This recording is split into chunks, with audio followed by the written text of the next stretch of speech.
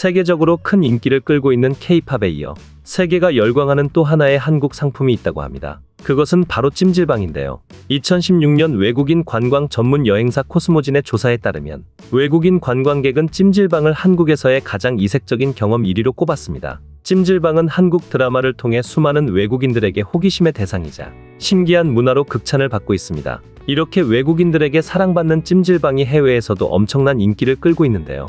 미국에 있는 찜질방 입장료는 하나로 약 42,000원에서 86,000원까지 비싼 편이지만 매번 몇 시간이 걸려도 차를 타고 찾아오는 미국인들이 많다고 합니다. 호기심에 찾아온 찜질방의 매력에 빠져들면 중독처럼 계속 이용하게 되는 사람들이 늘어나고 있습니다. 미국 주요 도시마다 들어선 찜질방의 매력은 무엇일까요? 한국의 찜질방 가격을 생각하면 당연히 비싸다는 생각이 들지만 미국의 찜질방 중에는 찜질방 수준을 넘어 워터파크처럼 8층 규모의 시설에 10가지 이상 테마로 운영되는 곳도 있다고 합니다. 미국에서 한국의 찜질방이 큰 인기를 끌고 있는 이유는 한국의 온도를 기본으로 한 찜질방과 현지 문화를 적절히 융합한 데 있습니다. 미국의 유명 토크쇼 진행자 코난 오브라이언은 자신이 진행하는 TV 프로그램인 코난쇼에서 한국식 찜질방을 체험했는데요. 그는 생애 첫 때밀이 체험을 하면서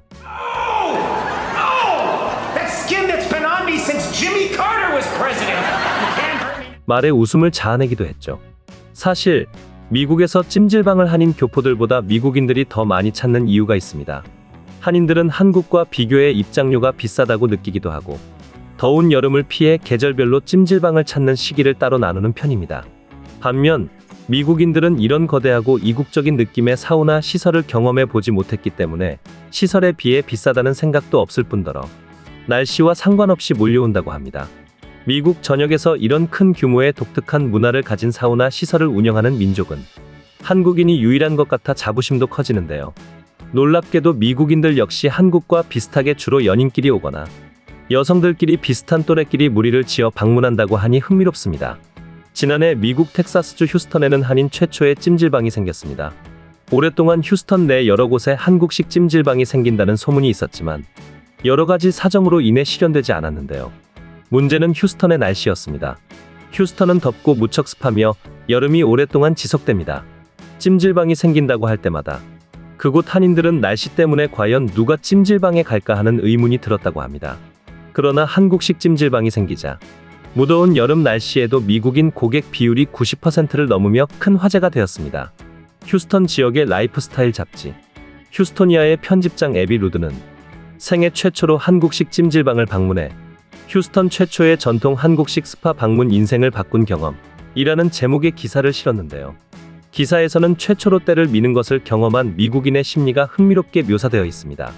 그녀는 기사에서 나는 들것과 크게 다르지 않게 생긴 비닐 덮은 테이블에 홀랑 벗고 누워 있었습니다. 내 옆에는 너무 가까워서 원하면 손을 잡을 수도 있는 거리에 모르는 사람이 다 벗고 누워 있었죠. 몸을 가릴 수건 한 장 없이 우리는 온몸을 드러내고 누워 있었지만 우리 둘 중 하나는 이 상황에 대해 훨씬 더 침착했습니다. 우리를 담당하면서 한국어로 대화를 속사포처럼 주고받는 두 여인은 이 상황에 아무렇지도 않은 듯 했습니다. 사실 그들 역시 우리와 별반 다르지 않게 속옷 정도만 입고 있는 걸로 봐서는 이 $130짜리 페이셜 마스크와 프리미엄 때밀이 서비스에서 이것저것 흐르고 묻는 것이 많다는 사실을 알 수 있었습니다. 이 시설은 휴스턴 최초의 전통 한국 스파입니다. 로비 옆으로 펼쳐진 휴게 라운지를 보고 내가 할 수 있는 말은 와우밖에 없었습니다. 주위에 늘어선 수십 개의 동굴이 있었는데 모두들 가마라고 부르는 용광로 같은 석재돔이 있었습니다. 오전 10시가 되자 어묵, 우거지국, 빙수 등 전통적인 요리를 서빙하는 식당이 영업을 시작했습니다. 한국에서 스파는 오랜 시간 머물며 설교하는 장소이기 때문에 손님들은 하루 종일 또는 밤새 이곳에 머무르다 보면 배가 고파집니다. 모든 스파 직원과 손님들이 입는 것과 똑같은 사이즈의 파자마 같은 유니폼을 입은 채로 스파에서 제공한 슬리퍼를 벗어 던지고 가죽 안락의자에 앉아 잠이 든 것은 나 스스로도 놀라웠습니다. 잠시 후 때밀이 예약 시간 때밀이 풀과 온수욕조, 고급스러운 흰색 타일로 장식한 여성 사우나로 갔습니다. 스파 기술자와 내가 모두 똑같이 옷을 벗고 나서도 서비스 메뉴에 아무런 설명이 없었으므로 그 다음에 무슨 일이 일어날지 전혀 알 수 없었습니다. 스파 기술자는 나를 테이블에 눕히고는 노란 각질 제거 장갑을 끼고 팔, 다리 뒤쪽, 발가락 사이 등 거의 모든 부분을 구석구석 문지르면서 간헐적으로 뜨거운 물을 부었습니다. 그 다음 그녀는 수세미를 가지고 살짝 체리 냄새가 나는 거품을 열심히 문지르더니 다시 헹궈주었습니다. 샴푸라고 외치더니 머리도 감기기 시작했습니다. 이제 와서 말이지만 그렇게 깨끗하게 씻어본 건 난생 처음 같았습니다. 하지만 그 사이 나는 벌거벗은 상태라는 생각을 떨칠 수가 없었습니다. 나는 벌거벗은데 편안한 사람이 아닙니다. 샤워 중에 어머니가 들어와도 비명을 지르는 사람인데 이 90분간의 서비스는 내가 평생 겪어본 것보다 더 오랜 시간 공공장소에서 노출을 경험하게 만들었습니다. 그래도 중간쯤 되니 포기하고 받아들이게 됐죠. 스파의 직원들처럼 나도 내 자신을 살덩어리로 그 이상도 그 이하도 아닌 존재로 보게 됐습니다. 내가 치킨이 된 것 같았죠. 다 끝나고 나자 기분이 좋았습니다. 한층 더 나아진 더 밝고 깨끗한 내가 되어 나왔습니다. 난생 처음 찜질방을 방문한 그녀는 찜질방의 굉장한 편안함을 느꼈던 것 같은데요.